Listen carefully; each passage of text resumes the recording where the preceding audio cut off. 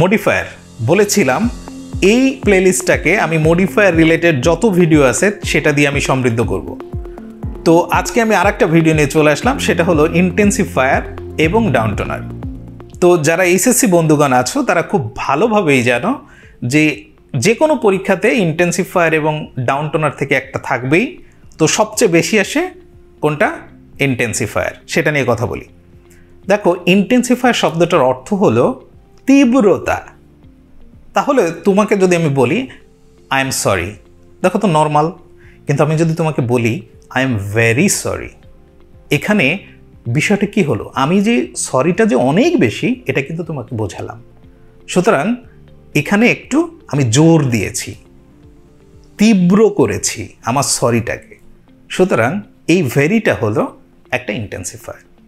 তাহলে ধরো তুমি বললা আই হ্যাভ পেইন, তোমার দুঃখ আছে। এখন এটা না বলে তুমি বললা আই হ্যাভ মাস পেইন, তাহলে তোমার অনেক দুঃখ আছে, একটু তীব্র করে দিলা না? তাহলে মেনি, মাস, ভেরি, এক্সট্রিমলি, আমরা কিন্তু বলি আই এম সরি, না বলে বলি আই এম এক্সট্রিমলি সরি। তাহলে এই ভেরি, মেনি, এক্সট্রিমলি, সার্টেনলি এগুলো হলো এক একটা ইন্টেন্সিফায়ার। এবার আসি ডাউনটোনারে। দেখো, ডাউনটোনার মানে তোমাকে বিষয়টা ডাউন করে দিবে। আচ্ছা, তোমাকে যদি বলা হয় তুমি কি কাজটা করেছো, তুমি বললে I have done the work, মানে তুমি কাজটা করেছো। এটা না বলে তুমি যদি বলো I have almost done the work, আমি প্রায় কাজটা করেছি, তাহলে প্রায় কাজটা করা দিয়ে, এই প্রায় শব্দটা দিয়ে তুমি কি করলা? যে কাজটা করা হয়নি, এই প্রায় শেষ, মানে একটু ছোট করে দিলা। তাহলে এই অলমোস্ট ডাউনটোনার। তাহলে এই সিলডম, লিটিল এগুলো কি? ডাউনটোনার। তাহলে ইন্টেন্সিফায়ার এবং ডাউনটোনারের মধ্যে মূল পার্থক্যটা হলো ইন্টেন্সিফায়ার যে বিষয়টা তুমি বলবা সেই জিনিসটাকে তীব্র করে দেয়, বাড়িয়ে দেয়, আর ডাউনটোনার হচ্ছে সেই জিনিসটাকে কমিয়ে দেয়। আমি এখানে ডাউনটোনার এবং ইন্টেন্সিফায়ারের লিস্টটা আমি তোমাদের দিয়ে দিলাম, এটা তোমরা মনে রাখবা।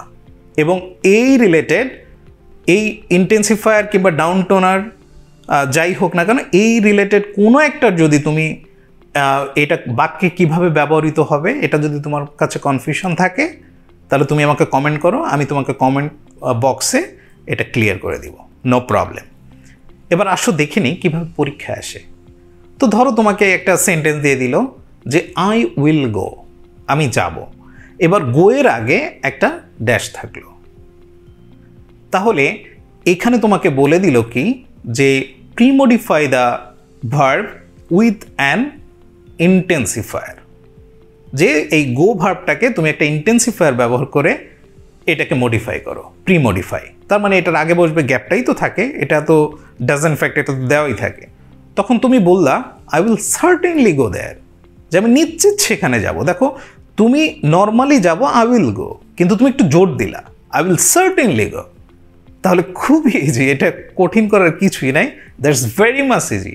তুমি কিন্তু এই সেন্টেন্সগুলো নর্মালি বলো, ওখানে যদি ওই premodify the verb with an intensifier এটা যদি না বলে শুধু গ্যাপ দিয়ে বলতো এটা পূরণ করো, তখন কিন্তু তুমি নর্মালি বলতা I will certainly go, I will probably গো।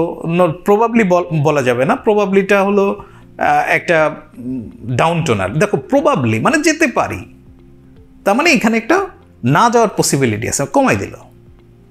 তাহলে দেখো তুমি খুব সহজে এটা জানতে পারবা।